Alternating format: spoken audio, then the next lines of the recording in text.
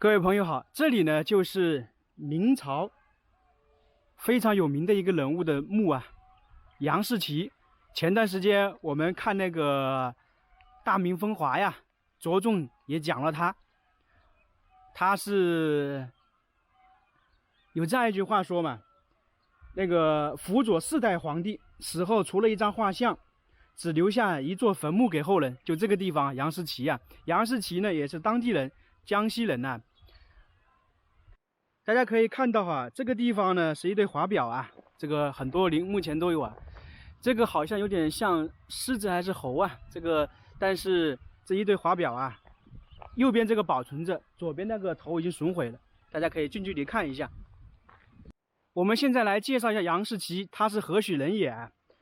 我们都知道啊，明朝啊是没有宰相的，朱元璋啊称帝之后，后来废除宰相。但是呢，发展到后来有个内阁啊，我们常看电视也好，看书也好，都知道有个内阁首辅，它是怎么由来的？因为啊，没有宰相了嘛，那所有的事情都是皇帝只管。那皇帝工作狂，朱元璋那么厉害，但是呢也吃不消，所以就弄了一个等于是我们常说的办公室一样的，就召集了几个人来这里做秘书班一样的，帮他处理一些政务，帮他整理一下。那到了朱棣称帝之后啊，他一样的嘛，他这个不会恢复宰相，所以呢继续用这个秘书班。但是呢，在朱棣那个时候呢，他已经叫内阁了，已经称为内阁。我们经常就说内阁大学士。其实最开始啊，内阁的官呢品级不高，也才有5品，差不多这个样子，5、6品这个样子。但是朱棣死后啊，那个朱高炽啊，他身体不好嘛，因为他当皇帝也当得不长。朱高炽当上皇帝之后啊，把这个内阁的地位提高了，帮他处理政务，就权力是越来越大了。所以说奠定了内阁地位的时候啊，就是杨士奇他们奠定的。大家可以看一下，这个是那个洪熙啊，就是朱高炽给那个杨士奇的一个荣誉，我们可以看一下，与国贤修，就是与国同修啊一样的，就证明啊朱高炽对那个杨士奇的宠幸、恩宠、器重，也是心腹之一样的嘛。我们可以看到那个大明风华呀，就是杨士奇在朱高炽和朱瞻基称帝的时候啊，就当上皇帝，起了很重要的作用。所以说，你像那个经历了4朝，朱棣、洪熙，还有那个朱瞻基，还有那个朱祁镇，经历了好几个时候，所以说嘛，他那个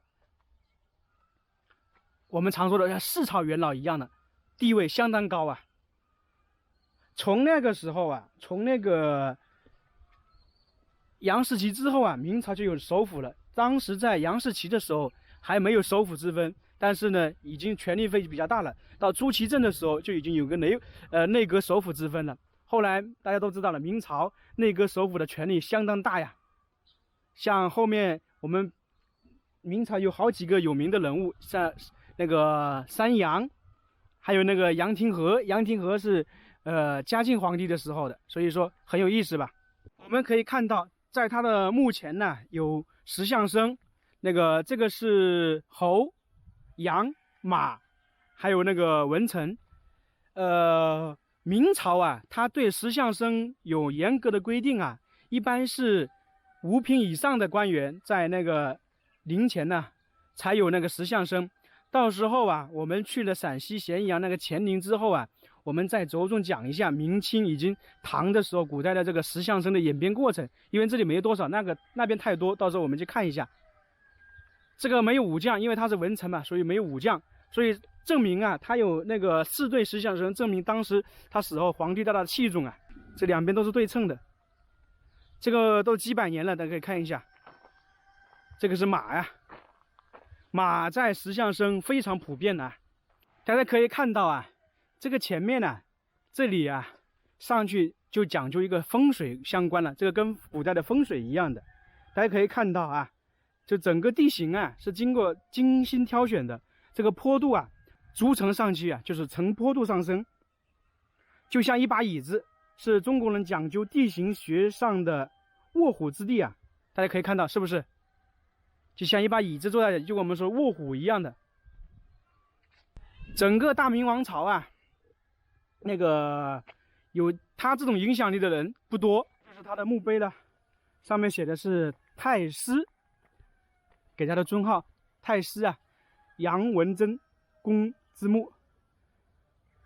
大家可以看看啊，这个太师都知道，古代有三公嘛。看一下啊，一个皇帝啊，给他的大臣称呼为与国同修，所以想想他的地位之高之罕见呢。从古至今呢，很少有人能够达到这样的尊荣。